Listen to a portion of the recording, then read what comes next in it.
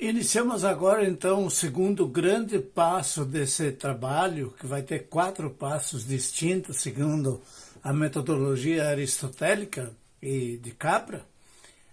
Nós vamos trabalhar, então, a estrutura dinâmica do pensamento pedagógico biocêntrico. Tudo isso que eu falei até agora, vamos dizer assim, como estrutura formal, vai entrar em movimento, né?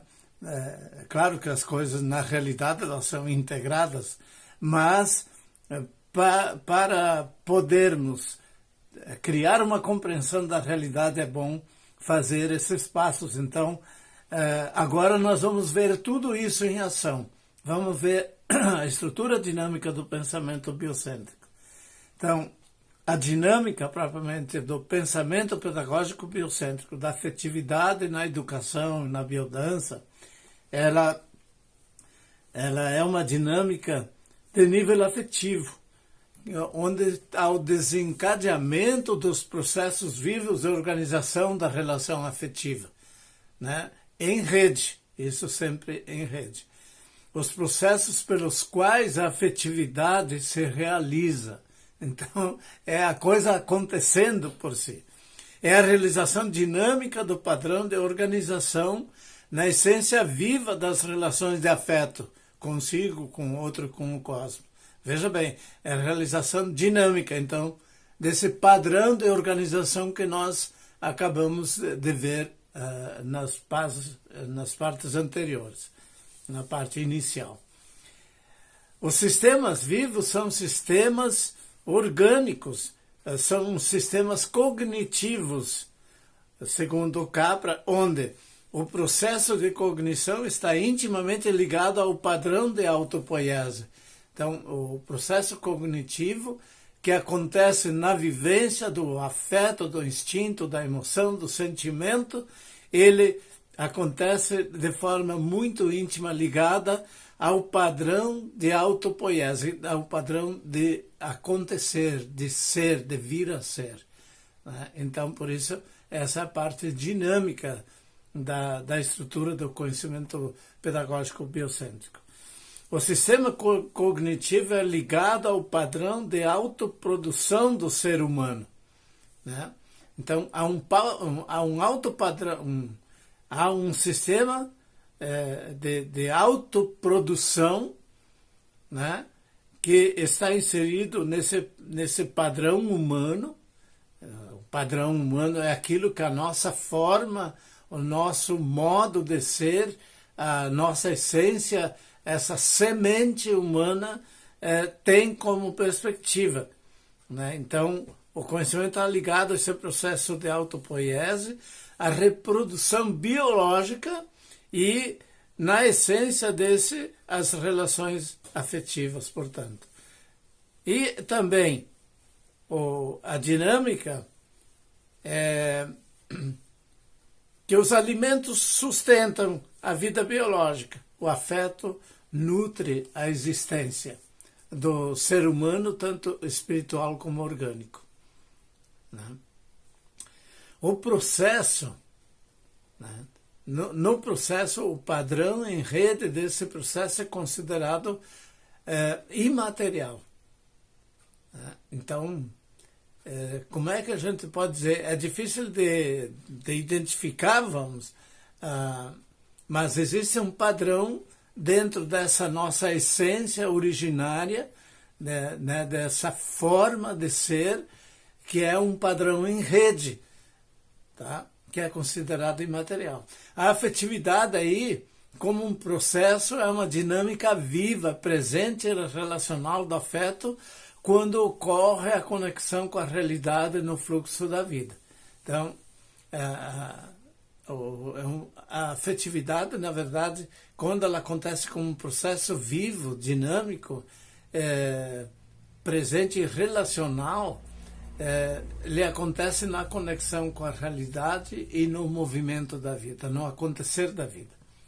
Então, a afetividade viva é um processo presente e relacional quando se dá a conexão com a realidade no fluxo da vida, né? Um processo presente e relacional, vivo, né? relacional e vivo. A afetividade é viva, vivencial, emocionada, sedimentada nos sentimentos, ela é expressa numa racionalidade afetiva. Vê como a essência da inteligência afetiva se constitui assim. É a expressão mais profunda e dinâmica do processo da vida. Vê que é um conhecimento que acontece, é uma vivência ao mesmo tempo, né, na essência da dinâmica da vida. Mas esse movimento é um movimento aberto, é um acontecimento. A vida é sempre um movimento aberto, é um acontecimento, é um acontecer que se realiza no homem, né, como afetividade. A maior expressão da vida, então, é a afetividade. E nela está ligada a capacidade de criação, a capacidade de conexão profunda, a capacidade de energia vital e de saúde, a capacidade de prazer, juntamente com essa capacidade de vínculo, que é a essência e a estrutura básica do conhecimento pedagógico biocêntrico. Tudo isso agora na dinâmica da ação, né? As coisas acontecendo. Certo? O processo da vida em ação, portanto, é o que nós estamos olhando agora. É um processo permanente de conhecimento e que brota da conexão do nosso ser com a realidade viva, em movimento aberto e permanente. Isso que é legal, né?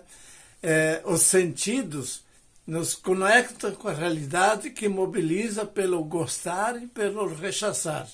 As sensações e percepções provocam as emoções. Ao gostar de algo, nos mobilizamos a amar. A emoção afetiva gera sentimento, sedimento. Ele é fonte mobilizadora do conhecimento. Exemplo, a paixão pela pesquisa, pela verdade. Quando nos debruçamos sobre um assunto que nos interessa, mergulhamos no sentido vivencial de tudo isso, então ele acaba nos apaixonando. E, de fato, eu vejo que em sala de aula, muitas vezes, os temas abordados não estão abordados com a perspectiva da vida, não estão abordados com o sentido que eles têm para a criança, para o adolescente, para o jovem, para o adulto, né? Então fica desconectado do afeto, desconectado da fonte motivadora principal. Nós conhecemos com o corpo inteiro, com a totalidade do ser. Imagina, a nossa vivência cotidiana e permanente, ela é dessas dimensões, né? Do afeto, do conhecer, do racional, do sentimento, da emoção, dos instintos, das emoções, dos nossos sentidos. E o padrão de organização é uma estrutura dinâmica, é a potencialidade do conhecimento biocêntrico. Tá? Então, nós temos esse padrão de organização para o saber, de organização para o amar, de organização para o sentir, para o perceber. Com isso, a gente reconhece o contato dos sentidos com a realidade. Né? É um processo vivo. Reconhece a organização instintiva a favor da vida. Reconhece o movimento emocional. Reconhece o sentimento. Reconhece o movimento afetivo para conhecer. Se nós não somos movidos pela paixão, é muito difícil acontecer o conhecimento. A mobilização tem o sentido da mobilização ética e política diante da alteridade do outro. Né? Ele vamos dizer, é uma potencialidade que nos coloca a necessidade de expressão estética diante da beleza que podemos perceber. É um potencial que nos coloca no cultivo e expressão do pensamento aberto pela conexão com a vida e com o universo. Né? E é também vem e se articula no movimento vivo da necessidade de recriar a tradição cultural a partir do novo paradigma. Então, o que nós temos pela frente é o grande desafio de constituir uma cultura centrada na vida. É essa proposta a ser feita na nossa metodologia como professores, como educadores biocêntricos. Integrar o ser humano nesses diferentes potenciais, mobilizar para uma ação efetiva, afetiva, né, criativa, de conexão, através da afetividade na construção do novo conhecimento, né? E não uma expressão simples de uma racionalidade lógica e matemática que nós herdamos de uma visão cosmocêntrica dos gregos e romanos. Na construção da educação biocêntrica e no conhecimento biocêntrico, conceitos, teorias e práticas estão conectados entre si em rede, né? Isso que é legal. Então, os conceitos, toda a estrutura explicativa de uma situação, de um assunto, de um tema, as teorias elaboradas a partir disso, as práticas desencadeadas, todas elas estão conectadas entre si em rede. Quando o educador biocêntrico vai para a sala de aula, ele não vai desvinculado do conhecimento racional, mas ele vai integrar esse conhecimento em rede com os sentimentos, as emoções, o afeto, a pulsão que existe no ser vivo de se articular no conhecimento e na vivência.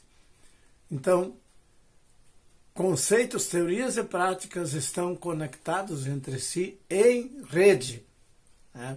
Por isso tem que ter uma coerência muito grande entre aquilo que se propõe, aquilo que articulamos, aquilo que discutimos, aquilo que partilhamos no grupo, né, no círculo de cultura, no movimento de construção desse universo recheado do dinamismo do afeto, que permite a construção de um conhecimento muito mais crítico, muito mais humano. A educação biocêntrica se expande para a ação comunitária nas organizações, para criar um mundo de harmonia, fraternidade e solidariedade. É muito bonito isso, porque vamos dizer, a educação biocêntrica que não escoa para uma construção política, social, econômica, artística, cultural, ela é infecunda. Não é educação biocêntrica. Então, é uma exigência extremamente grande, é uma exigência de coerência profunda por parte do educador. Se o educador não é engajado, se ele não tem um mínimo de amor, se ele está aí fazendo apenas uma tarefa porque foi concursado, meu Deus, né? A gente que trabalha nas universidades, a gente vê muita coisa deficiente, muita coisa pobre, muita matação, muita irresponsabilidade, muita falta de ética também. Todas as instituições estão permeadas por essa doença dissociativa da sociedade que não dá prioridade para o amor e para o afeto. Uma prática pedagógica valoriza o espírito e o aspecto e o afeto, cultivando a inteligência afetiva, reeducando para a vida. Então, muda radicalmente, amplamente, profundamente toda a teoria, toda a metodologia, todas as técnicas, todas as dinâmicas, todos os processos vivos de uma escola, de uma educação centrada na vida. Eu passei muitos anos como professor na Faculdade de Educação. Eu nunca vi, sou absolutamente sincero, eu também não tive coragem de desencadear, de propor a não ser nas minhas salas de aula, nos cursos de especialização e graduação e também no mestrado, desencadear um processo de discussão sobre a questão afetiva. E a gente presencia muitas vezes aquela situação mesquinha de competição, de vaidades de professores que competem entre si e que empobrece lastimamente o processo educativo. Uma prática pedagógica que valoriza a espiritualidade e o afeto, cultivando a inteligência afetiva, reeducando para a vida. Então, é extremamente amplo, é muito vida, é muito dinâmica criativa, é muito processo de vínculo, é muito processo de comprometimento, de responsabilidade ética, uma educação biocêntrica. O conhecimento biocêntrico, então, ele se movimenta, ele se articula, né, no processo vivencial, né? Quando a gente vive numa vivência de sala de aula, onde um aluno qualifica o outro, já é uma vivência de reconhecer o outro, de valorizar o outro, de ajudar a construir a identidade do outro. Ele é extremamente significativo para o aluno. Tá? Então, o conhecimento biocêntrico se dá no processo vivencial, no fluxo do viver, do cotidiano, no dia a dia, no ser, no organizar, no complexo das ações e das experiências, na mobilização da inteligência afetiva. É realmente um dinamismo amplo, profundo e fantástico, né? Porque, como caracterizava o Rolando lá nos tomos iniciais da biodança, que estão disponíveis também para nós, né? A educação selvagem seria a primeira nomenclatura dada a essa forma de educação, que na verdade significa a possibilidade do homem se manifestar totalmente através dos instintos, garantindo a qualidade de vida, que é, no fundo, aquilo que a biodança faz, que a educação biocêntrica faz, que é resgatar a originalidade instintiva da natureza, que tem um potencial afetivo profundo, mobilizador e de conhecimento. A educação selvagem, então, é mover-se, conectar-se, expressar-se, nutrir-se, que delineiam a aprendizagem no princípio biocêntrico. A educação biocêntrica, então, ela nasce mediada pela biodança. É importante, então, o subsídio, aqui a biodança se torna subsídio, se torna metodologia, se torna operacionalidade do processo educativo biocêntrico.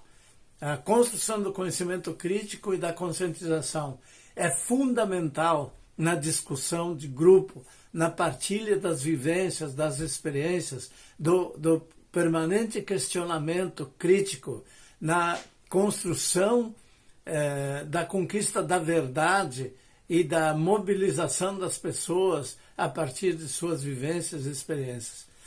A educação biocêntrica é articulada por uma ação no mundo de diálogo com o outro, desenvolvendo a afetividade e a criatividade. Então, os potenciais estão integrados aqui, né?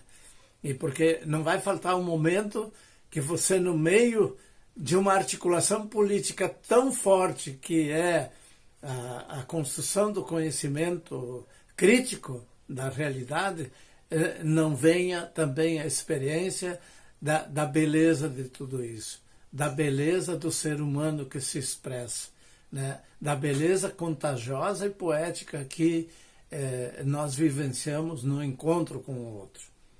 Então, o método biocêntrico é um método que propõe um conhecimento pela conexão com a vida através da estimulação e facilitação de vínculos. Então, a sala de aula, o processo educativo é uma educação para a solidariedade, né? Tendo como referência a vivência, os instintos, a expressão dos potenciais genéticos, né? A educação biocêntrica é o diálogo entre teoria e prática. Não é que a teoria deixa de ter valor, ela tem o seu valor, agora é integrada com uma prática vivencial, de conteúdo, de experiência, de vivência. Ela parte do princípio biocêntrico, que é o princípio de conexão com a vida. A biodança é articulada, mobilizada, instituída e referendada pela vida. E a vida tem como essência a afetividade. Então, o princípio biocêntrico tem como eixo fundamental a afetividade, em torno da qual se possibiliza todo um processo educativo, pedagógico, vivencial, de desencadeamento e potencialização das capacidades humanas em todas as direções, né? Na conexão com o mundo, com o universo, na expressão da beleza, na expressão do conhecimento, na expressão criativa do potencial de cada um, né? Então, a educação biocêntrica tem como imagem o homem relacional. Esse é o paradigma, né? O homem relacional, ecológico e cósmico. E veja a quantidade, vamos dizer assim, a falta, a imensa carência que o mundo hoje, que o processo produtivo hoje de uma economia capitalista tem em relação à sensibilidade com a vida do planeta. O planeta como um grande organismo vivo, que sente, reage, cansa e dá o retorno para toda essa violência instituída numa ganância que acha que os recursos nunca vão se esgotar, acaba ferindo o nosso próprio planeta. Eu nasci no oeste catarinense e quando meus pais migraram, é uma família imigrante da Itália, depois migrante pelo país, a família migrou para o oeste catarinense, para mais próximo à Argentina do que antes eles habitavam. Todo o oeste catarinense era uma grande floresta de pinhais, de imbuias, de cedros, de madeiras, de grápeas, enfim, as famosas araucárias foram devastadas, simplesmente devastadas. E a proteção ambiental é uma piada, porque onde tinha grandes pinheirais, como é na proximidade de Anchieta hoje, as pessoas deixam os temporais e o tempo derrubar os pinheiros, e muitos deles, muitas vezes, cerceiam a vida daqueles pinheirais para ir aproveitando. E não tem preocupação com a reposição, com o reflorestamento. Então, em questão de 2 ou 3 décadas, os horizontes que eram escuros, vamos dizer assim, de tanta mata que existia naquela região. E se vocês olham nos mapas hoje, a Argentina tem um parque nacional de cerca de 200 quilômetros de extensão. É a continuidade daquela floresta. Ainda tem remanescente o tigre, a onça, vivendo ali. E no oeste catarinense foi totalmente devastado. É uma vergonha, é uma humilhação ver as montanhas, aquelas montanhas que estavam forradas de florestas, hoje são uns morros pelados com gramados para criar o gado.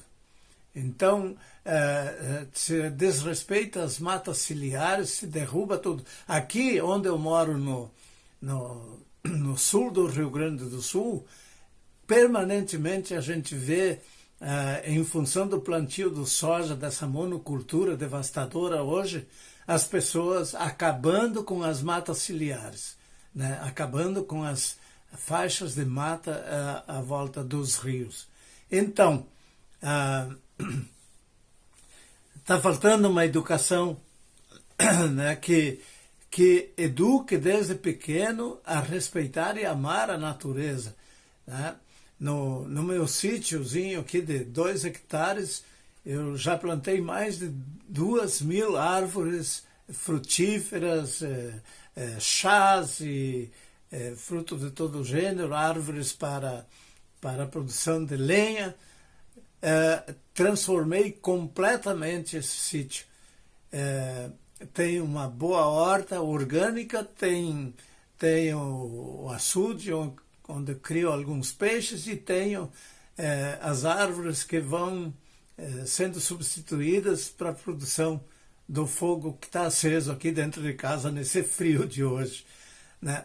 Mas é por amor a essa natureza. Então tem uma variedade grande de frutas que no futuro irão produzir, embora a terra seja meio fraca e a 20, 30 centímetros de profundidade.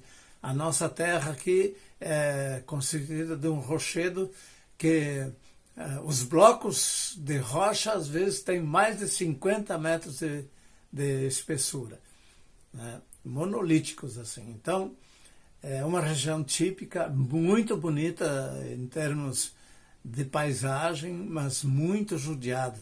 E o pouco que, vamos dizer assim, a configuração do solo permitiu, que deteve um pouco da expansão do soja, permitiu que as matas crescessem e também a fauna e a flora se reproduzissem. Então, animais que não eram mais vistos há algumas décadas estão reaparecendo. Então, a própria natureza se rearticula. E se nós ajudamos, muito mais rapidamente ela se reconstitui. Então, a imagem do homem na educação biocêntrica é a imagem do homem relacional, ecológico e cósmico, né? Então, a educação ecológica é uma educação necessária. É uma educação voltada para a sobrevivência e restabelecimento das funções originárias da vida, né? É uma educação para regular o sistema vivente humano. A defesa do desenvolvimento da inteligência afetiva é que nós pensamos com todo o corpo. A inteligência é parte de todas as nossas funções. E a afetividade, segundo o Toro, então, é o fator permanente que integra e dá estrutura à inteligência como função global, né? A inteligência como função global. Mas o recheio, vamos dizer, dinâmico dessa estrutura é o afeto. A afetividade é a fonte nutritiva do nosso conhecer, que inicia nos sentidos. Isso ativa a nossa emoção, sentimento, desencadeia a reflexão e a investigação, acionando nossa capacidade intelectiva, né? Por isso, ao assumir o projeto de pesquisa pertinente à vida, ele se torna apaixonante. A dimensão da pesquisa dentro do processo educativo, escolar, da universidade, ele é fundamental nesse sentido, né, de poder desenvolver essa inteligência afetiva, essa compreensão integrada da vida e da realidade dos fatos. A inteligência afetiva inclui as formas diferenciadas de inteligência, né? A inteligência espacial, mecânica, semântica, social. A fonte comum de todas elas é a afetividade. É o lance que o Rolando Toro conseguiu visualizar, no sentido assim de que o processo de conhecimento ele se constrói aos poucos. Nenhuma pessoa é tão genial assim que criou absolutamente. Um gênio como o Rolando conseguiu dar um novo passo constitutivo dessa estrutura de um conhecimento dinâmico, fundamental, ecológico, com possibilidade de transformação social, fundamentado na vida. A educação biocêntrica ela pretende despertar a afetividade nas pessoas, o que permite a expansão da consciência ética em lugar do espírito de competição. Essa é a grande jogada, né? A consciência ética só é despertada em nós a partir da experiência do afeto, da vivência, do reconhecimento do outro, do potencial do outro, da capacidade do outro.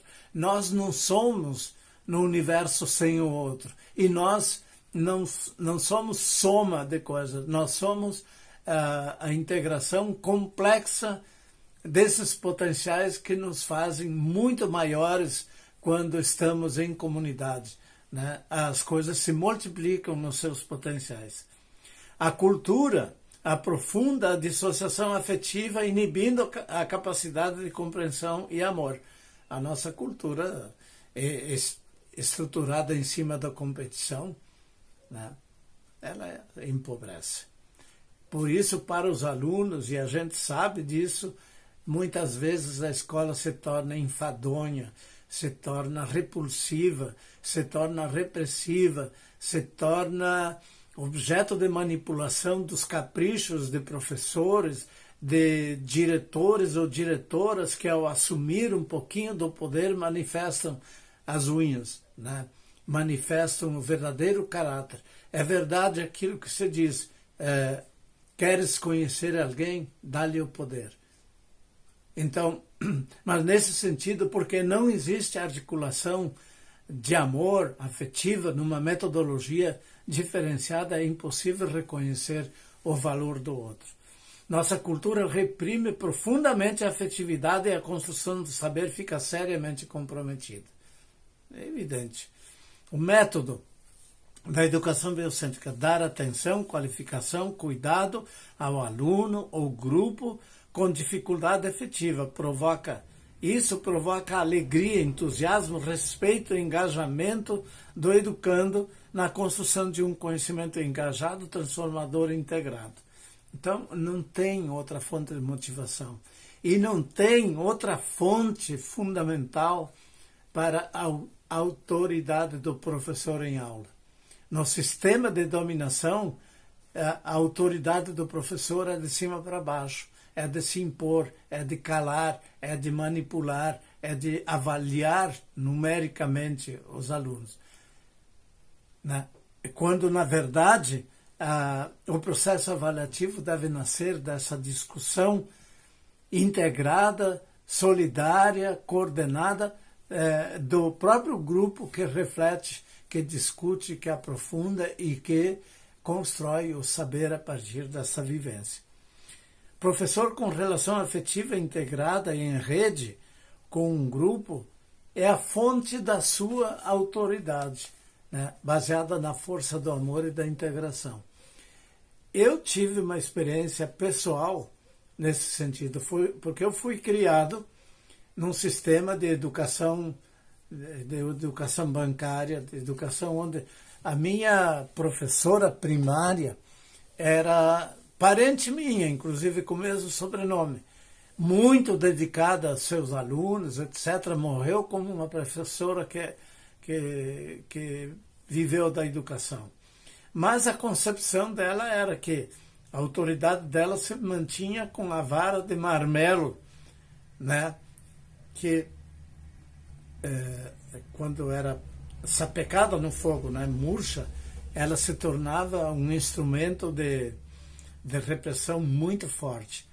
Eu, uma vez, um menino simples, da colônia, de pé descalço, né, com a minha calça até mais ou menos o joelho, cheio de vergonha diante dos meus colegas, quando fui para o quadro para fazer uma conta de vezes, né, que é a conta de multiplicação, naquele tempo, eu me bloqueei, não conseguia resolver nem raciocinar, e eu levei uma surra de 7, 8 varadas violentas daquela professora com a vime, que me cortou as pernas e minha perna sangrou, perna abaixo. O sangue correu por causa dessa. E eu me lembro, olhando meu filho pequeno, quando ele tinha 7, 8 anos, eu me lembrava, mas como que pode uma pessoa bater dessa forma num aluno porque ele não está sabendo, porque ele bloqueou? E aquilo foi traumático, foi realmente traumático.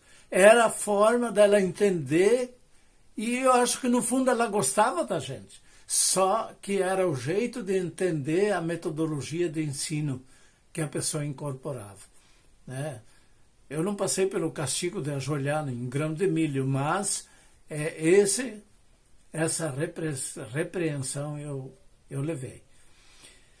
A aprendizagem na educação biocêntrica é uma autodescoberta e uma autoconstrução.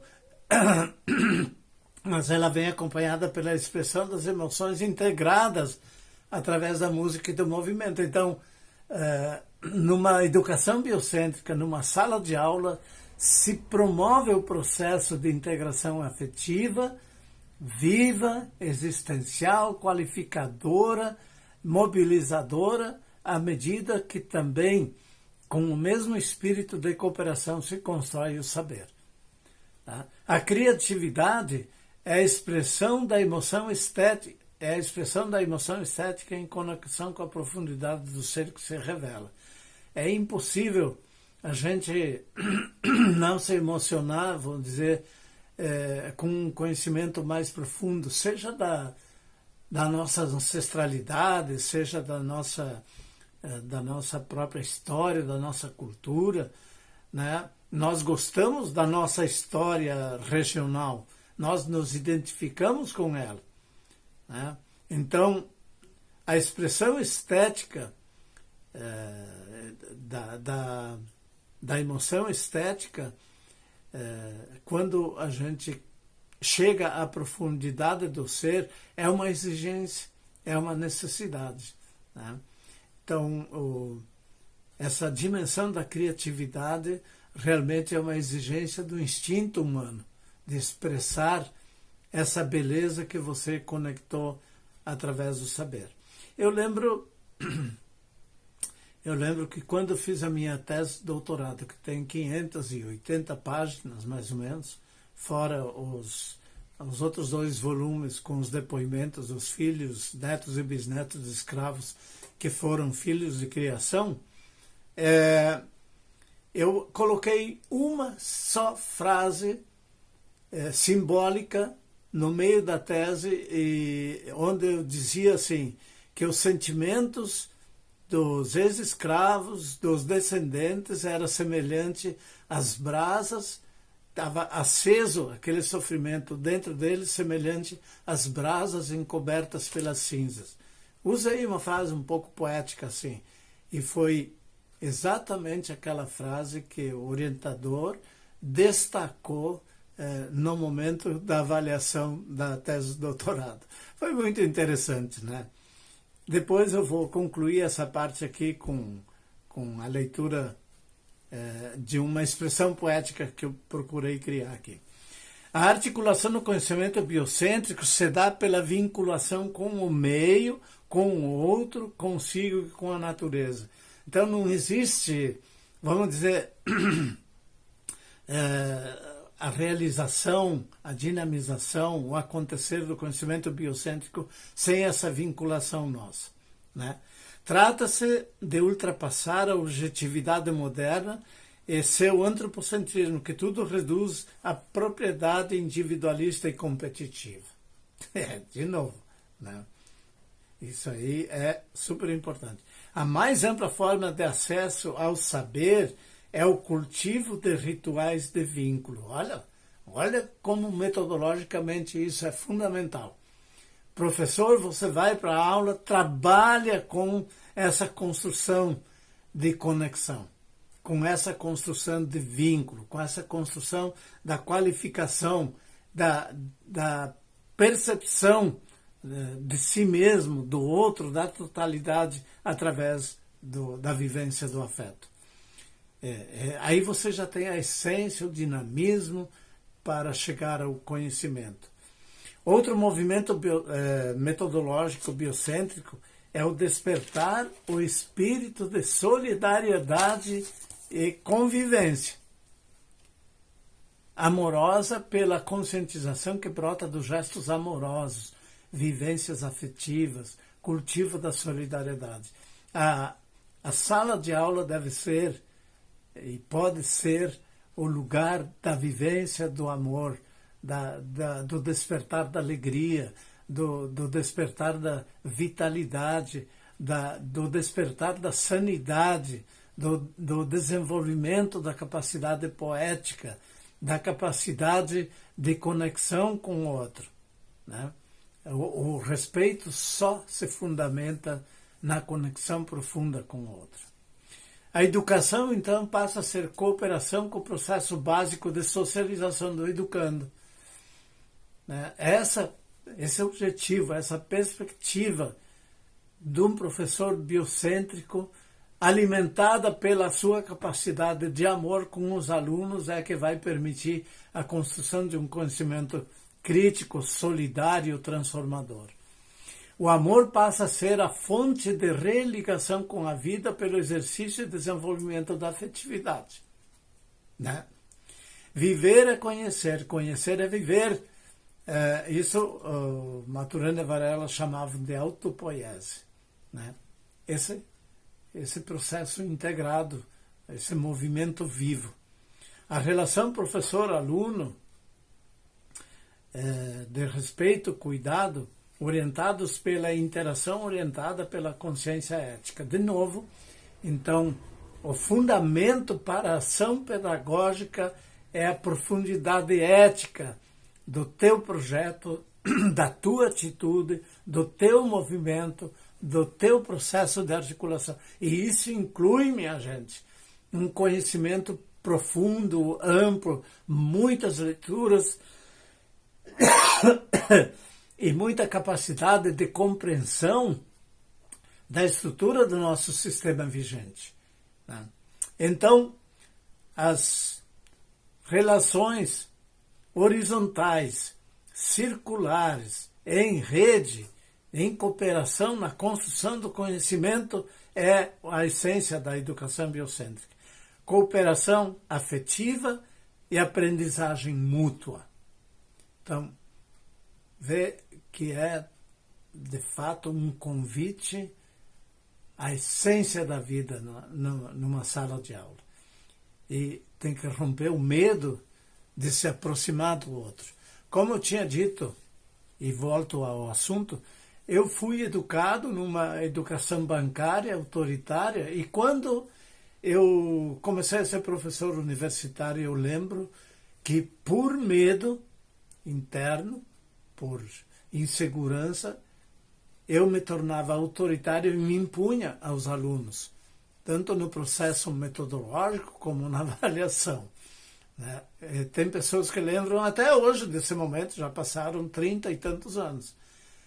Mas no momento que eu conheci a biodança, conheci um pouco mais o pensamento biocêntrico e comecei a ter coragem de atuar numa perspectiva mais afetiva e amorosa, muito limitada, muito incipiente, eu parei de ter medo dos alunos. Eu passei a enxergá-los como iguais. Isso efetivamente, né? E me deu muita alegria, muita satisfação, muita produção legal do conhecimento. Eu era uma voz solitária numa universidade, numa faculdade, onde, no momento que eu fazia alguns trabalhos de biodança, como suporte para a educação biocêntrica, os meus colegas debochavam, dizendo que aquilo era folclore. Eu estava fazendo baile na sala de aula, né? Então, é uma forma de desqualificar o trabalho do outro.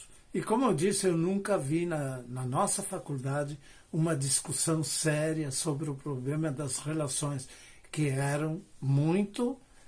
isso que era uma faculdade de educação que se considerava avançada, teoricamente, né? Com uma produção teórica muito legal, mas que até hoje tem as consequências de uma relação afetiva, assim, de toda essa carência, né? De tal forma que no momento que morreu um colega, né, vítima de doença cardíaca, os adversários teóricos e políticos não foram ao aos rituais de enterro dessa pessoa.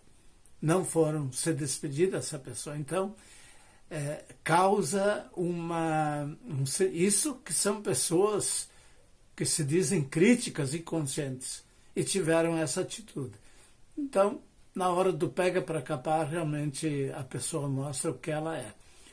Sem ser uma crítica ostensiva, porque olhando esse aspecto da nossa situação, e eu no meio, né, dá para reconhecer que de fato está enraizado profundamente esse processo negativo, doente, patológico, competitivo, mesquinho de uma educação tradicional. Falei. Eu vou ler agora um trechinho que eu considero um pouco poético para expressar tudo isso. Princípio biocêntrico. É o princípio constitutivo do universo, captado na vivência profunda e emocionada de sentir-se vivo.